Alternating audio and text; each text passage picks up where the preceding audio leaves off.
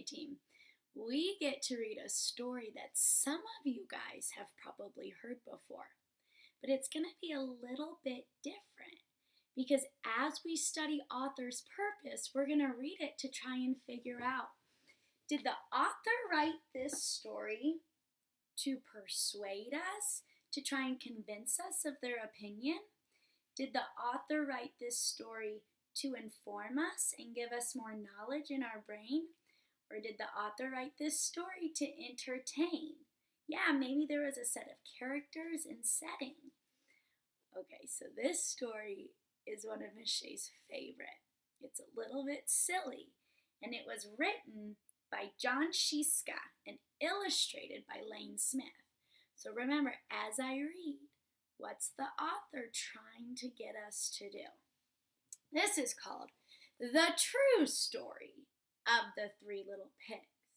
Now, I'm already looking at the front cover, and I'm of course letting it send messages up my arm to my brain. And I know the story of the Three Little Pigs. It's a fairy tale. And I remember that it talks about three pigs, and one pig made their house of straw, one pig made their house of sticks, and one pig made their house of bricks. And I remember the big bad wolf, and he huffed, and he puffed, and he blew their house down. Raise your hand if you remember that story. Yeah, stick it in your brain. Now, the title is called The True Story of the Three Little Pigs. So I wonder if this story is going to be different than the story of the Three Little Pigs that I already know in my brain. The True Story of the Three Little Pigs. Okay, it's already entertaining me. Everybody knows the story of the Three Little Pigs, or at least they think they do. But I'll let you in on a little secret. Nobody knows the real story, because nobody has ever heard my side of the story. I'm the wolf, Alexandra T. Wolf. You can call me Al. I don't know how this whole big bad wolf thing got started, but it's all wrong. So good readers think about who's talking, and the person talking right now is the wolf. Maybe it's because of our diet. Hey, it's not my fault wolves eat cute little animals like bunnies, sheep, and pigs. That's just the way we are. If cheeseburgers were cute, folks would probably think you were big and bad too. But like I was saying, the whole big bad wolf thing is all wrong. The real story is about a sneeze and a cup of sugar. So you look at the picture, sneeze plus sugar. This is the real story. Remember, real means true. Way back in Once Upon a Time, I was making a birthday cake for my dear sweet old granny. I had a terrible sneezing cold. Achoo! I ran out of sugar. So I walked down the street to ask my neighbor for a cup of sugar. Now, the neighbor was a pig, and he wasn't too bright either. But he had built his whole house out of straw. Can you believe it? I mean, who in his right mind would build a house of straw? Now, straw is a really thin, I'll show you. It's really thin, and it's what you could find in a barrel, like on a farm. So it's not sturdy or strong. And the wolf is saying that's kind of silly of the pig to build a house that's supposed to be strong and sturdy and protect you from things, built out of a material that isn't. So, of course, the minute I knocked on the door, it fell right in. I didn't want to just walk into someone else's house, so I called, little pig, are you in? No answer. I was just about to go home without the cup of sugar for my dear old granny's birthday cake. That's when my nose started to itch. I felt a sneeze coming. Well, I huff and I snuffed. Achoo! And I sneezed a great sneeze. And what happened? Yeah, the house got knocked over. So in the wolf's point of view, he didn't mean to knock over the house, did he? He went over for a cup of sugar and he just had a cold. That's not the story we've heard, is it? And you know what? That whole darn straw house fell down, and right in the middle of the pile of straw was the first little pig, dead as a doornail. He had been home the whole time. But it seemed like a shame to leave a perfectly good ham dinner lying there in the straw. So what was I to do? I ate it up. Think of it as a big cheeseburger lying there. So the wolf is saying this wasn't his fault, and then when the pig was already dead, he might as well have eaten it. Is that the story we've heard? No, we've heard a story about a big bad wolf. So I started feeling a little bit better. I still didn't have my cup of sugar though. So I went to my next door neighbor's house. The neighbor was that first little pig's brother. He was a little bit smarter, but not much. He had built his house of sticks.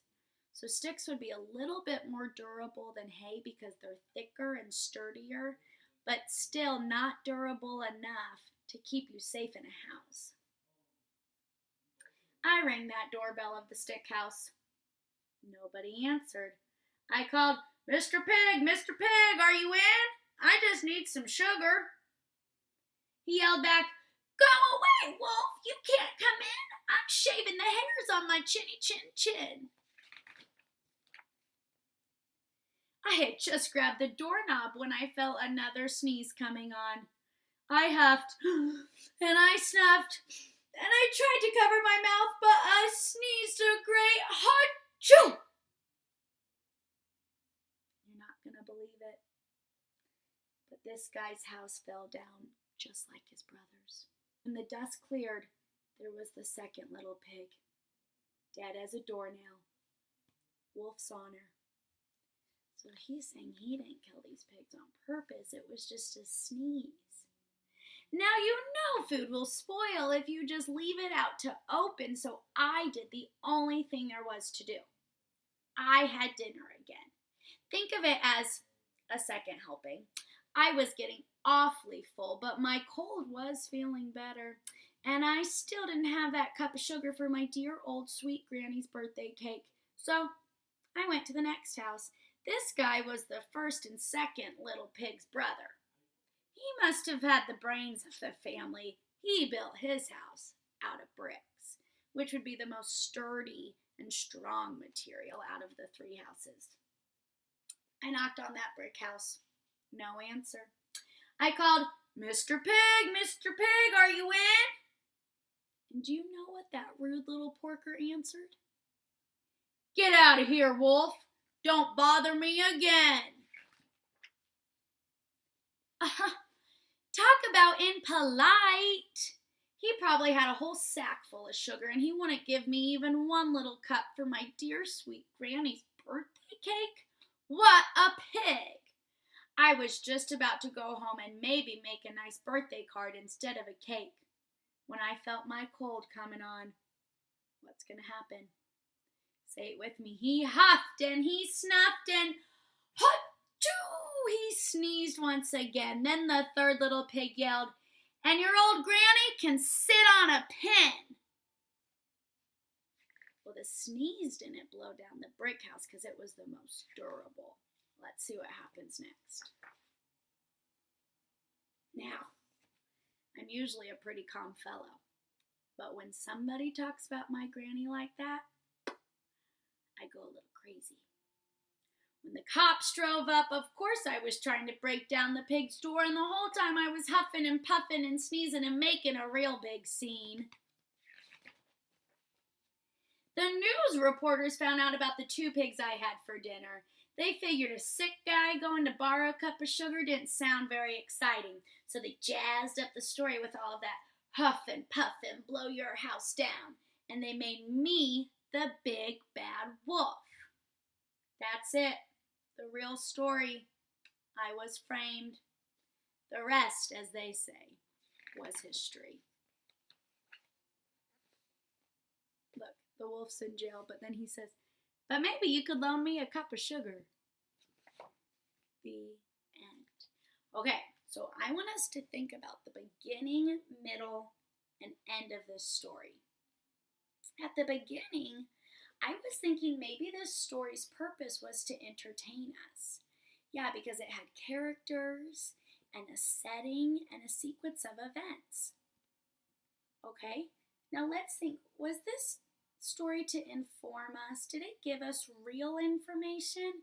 Not really. It's not a nonfiction story. It's still enjoyable to read, even though it's a fake story.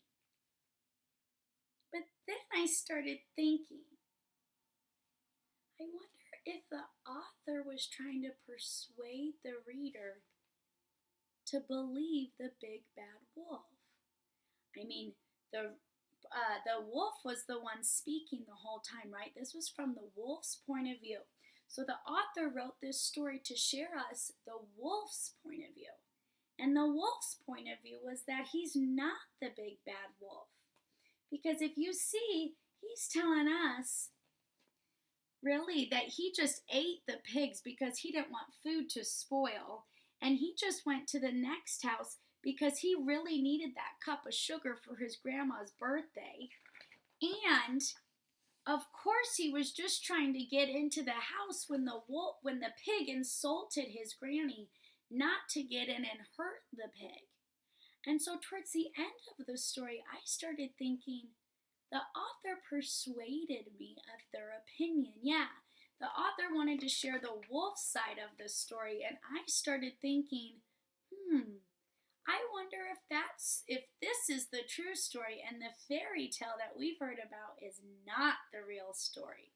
So I think even though this story got to entertain us, yeah, show me entertain, ultimately the author persuaded us, or he persuaded me at least, that this was the real story. Did he persuade you, or do you not believe him? Well, that's something you can think about and write about. See you next time.